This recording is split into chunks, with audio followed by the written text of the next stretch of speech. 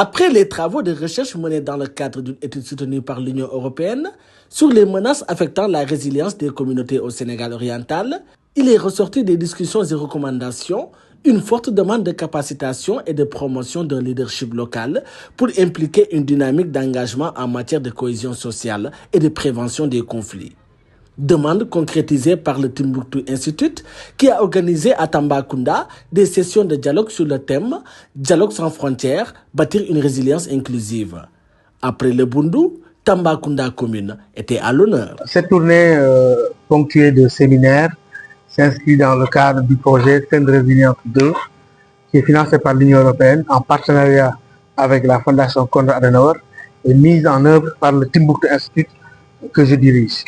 Nous avons commencé par la région de Tambacounda pour une raison principale, c'est-à-dire que ce département se caractérise, et cette région même si j'ose dire, par le fait d'avoir eu un rôle très important dans l'histoire du Sénégal.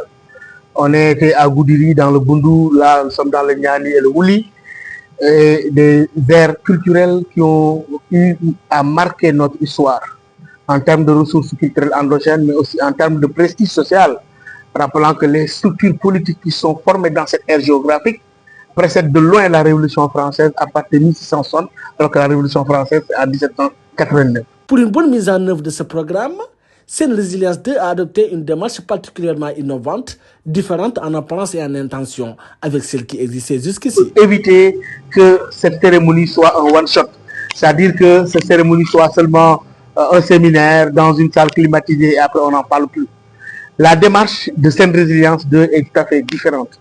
Nous voulons à partir de là créer une communauté de prévention à partir de moyens de communication permanents pour continuer des échanges d'informations, de documentation afin d'appuyer tous les plaidoyers allant dans le sens de la consolidation de la paix et de la cohésion sociale.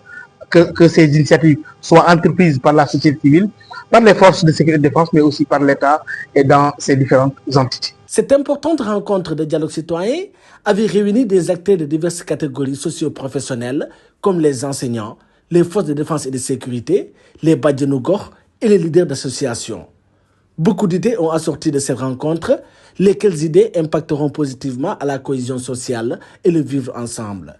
Les acteurs remercient Timbuktu Institute pour l'opportunité offerte. Moi, Timbuktu, j'entendais seulement l'intervention de M. Sambin au niveau de RFI. Je me dis, mais ces gens-là, qu'est-ce qu'ils travaillent là-bas? Tellement ces interventions sont souvent pertinentes par rapport à ce qui se passe sur le plan insécurité en Afrique. Je voulais le voir. Aujourd'hui, quand on m'a dit de venir, j'ai dit, mais est-ce que je vais voir le monsieur là pour le regarder, pour le toucher? Voilà que j'ai eu la chance aujourd'hui, on m'a invité dans ce séminaire et j'ai trouvé que le thème, il est extraordinaire. Parce que nous avons un problème en Afrique. Toutes ces petites guerres qui deviennent de grandes guerres, c'est dû au manque de cohésion sociale dans nos États.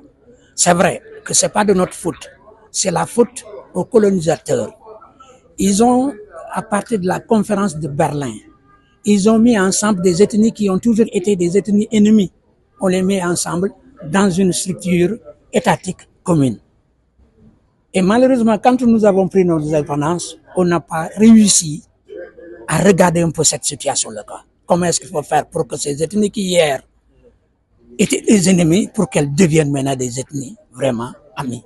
Mbassa et Adjawa, je cite énormément leur nom, parce qu'ils ont fait un bon travail, c'est leur deuxième passage, je crois. Ils étaient venus dans un autre sens, mais ça avait laissé quand même des traces. C'est ce qui a valu notre présence, même nous aujourd'hui ici. Ce qui a valu ça. C'est plus large maintenant. Leur deuxième venue là, c'est plus large que la première. Donc on est et ce qu'on a appris là, on va essayer de s'y mettre. Parce qu'apprendre ne suffit pas. Aujourd'hui, on a appris une autre chose encore. Je souhaite que ces séminaires pareils soient continués, que ça soit régulier, pour permettre au moins aux Sénégalais de comprendre que ce qui, comme disent le Wolof, les rames qui n'y a rien, bon, il faut faire attention que ce qui se passe dans les États voisins, que l'on ne pense pas qu'on est protégé. C'est à nous maintenant de tout faire pour que ça n'arrive pas en travaillant sur le dans le cadre de la cohésion sociale pour que nos ethnies puissent aller ensemble. Tout ça. Après cette étape de Tambacounda, cap sur Koumpentoum, où d'autres acteurs seront capacités afin de participer activement à créer de meilleures conditions d'une cohabitation pacifique, de vivre ensemble entre populations voisines et surtout de renforcer la confiance mutuelle entre forces de défense et de sécurité et populations locales.